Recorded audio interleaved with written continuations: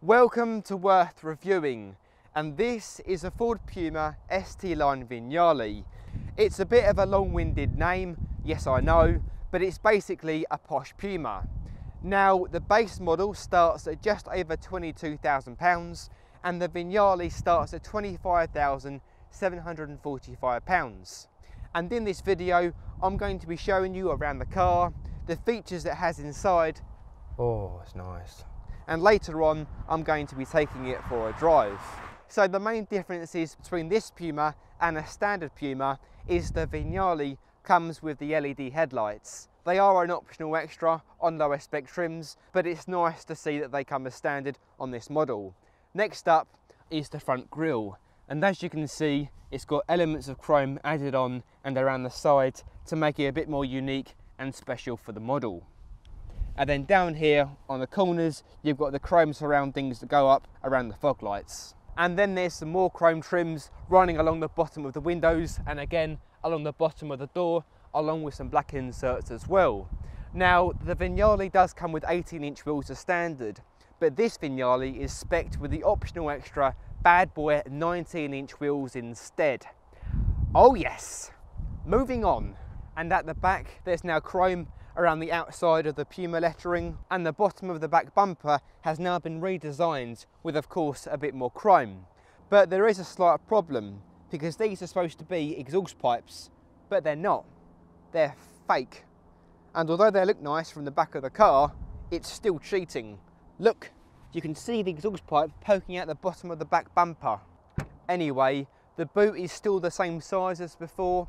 That's 456 litres with the seats folded up, and 1,216 litres with them folded down.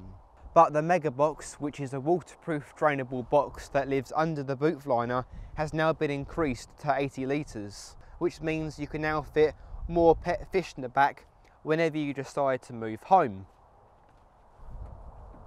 The only difference between this and the ST-Line X, well, say the only difference, there is quite a big difference, is the seats, because they're now leather in their Vignale, so it's all very nice and posh if you like, but that's pretty much it other than that.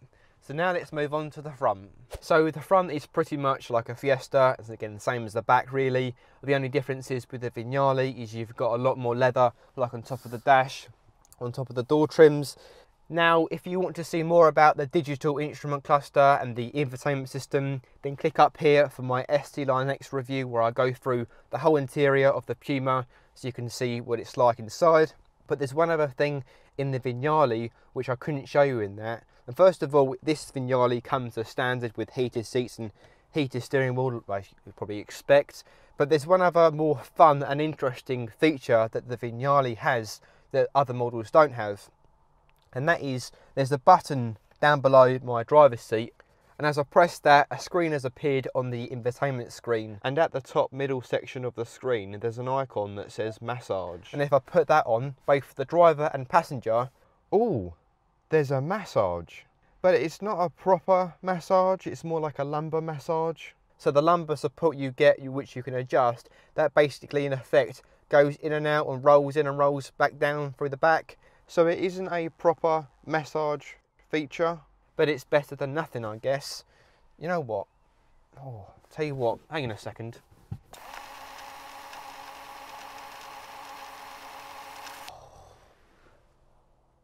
Oh, yes.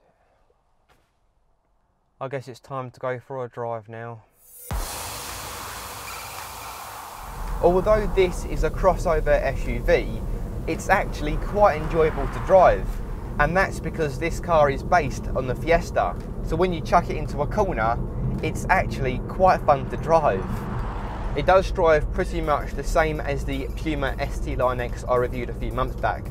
Obviously it's the same car, but the only difference with this Puma is that it's sitting on the bigger 19-inch alloy wheels, which you can notice, and the ride does feel a lot firmer. But personally, I'm not so bothered about having a comforting ride. I prefer having a nice wheels in the car over ride quality and comfort, but that is just me.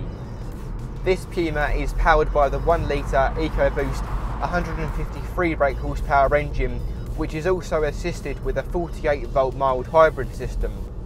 And what that does is it enables the engine to shut down whenever you're coasting or about to stop, which will help save fuel. And it also produces quite a bit of torque, 177 foot-pounds. So if you chuck it into sports mode, it does feel quite nippy actually, but if I'm honest, you don't have to have it in sports mode for it to feel a lot more exciting. Not that it's not exciting at all, but you can have a lot of fun just in normal mode. The other thing I forgot to mention is the Vignale isn't available with a 7-speed auto, which is quite strange because the rest of the range, the Puma range, are, apart from the ST, so it's only available with a 6-speed manual, but gearbox feels good, so I wouldn't worry about it too much if you are concerned about buying a manual car. Now, the 8-inch infotainment system does look as if Ford have just basically put a tablet on the top of the dash, and it doesn't look very well thought of, but at the same time I actually quite like it because not only is it good for your driver view because it's just down at eye level, but also when you want to operate it, you can just wrap your hands around the screen or around the device if you like and use it that way. It's a bit more stability rather than trying to press it like, yeah. So what do I think of the Puma Vignale? Well, I like the look of it, and it has a load of tech on the inside and features, and especially the lumbar support massage, although strangely that's not at all comfortable to use when you're driving.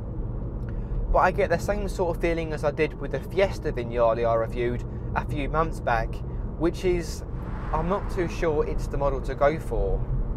Now I get the Puma is bigger and more practical than the Fiesta. It's essentially a Fiesta on steroids. So if people want a bigger car to feel more premium inside and a bit more SUV-like, then I can understand going for the Vignale. However, having the Vignale fully spec'd sets you back at about £29,000. And I've got to be honest, it doesn't seem worth every penny, but on the other hand, if you fully spec the ST-Line X, which is the model below the Vignale, that comes to the exact same price as a fully spec'd Vignale. So, if you want a Puma with all the bells and whistles, the bits of chrome on the outside and the leather seats as well, then the Vignale is most likely the model to go for. But if you're not bothered about all them things and having the nice fancy bits everywhere, then I'd recommend the ST-Line or probably the ST-Line X, which still come with a good amount of features and are much better priced.